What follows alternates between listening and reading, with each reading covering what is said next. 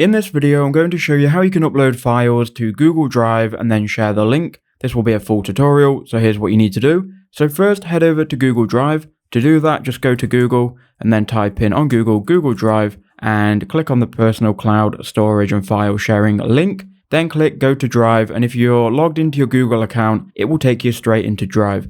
Now, if you want to share files, you can do it individually and share each individual file, but what I would recommend you do is go to New Folder, and here you can create a folder for those files. So I'll just call this folder File Sharing, and then we'll click Create. Now it should then create that folder and take you to it. If it doesn't, just go to My Drive, and then you should see the folder, and you can filter through it, right? So find the folder, mine's called File Sharing. Now what we can do is we can go ahead and drag in any files. So we can drag in our files from here, which I'm going to do. So I'm going to upload these 2 video files that I need edited for a video. So we can drag these on here. You could also go to New, File Upload, and do it that way. Now, once you drag the files on, you'll see them uploading and you'll see how long is left. So I'm going to be back once this has uploaded.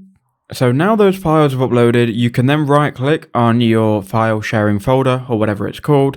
Then you can go to Share, and I would go to Share again. And here you can customize the actual share link. So if you copy this link and give it to someone, they won't actually be able to access the files without you receiving a notification and approving them. And that's because it's unrestricted, right? If you change it to anyone with the link, then copy the link. Anyone that you give this link to will be able to now access the files. So just to show that, I'll open in incognito, we'll paste in the copied link, and here you can see here are the files and anyone could download them. So that's how you can share your files via a link in Google Drive. I hope that helped you out.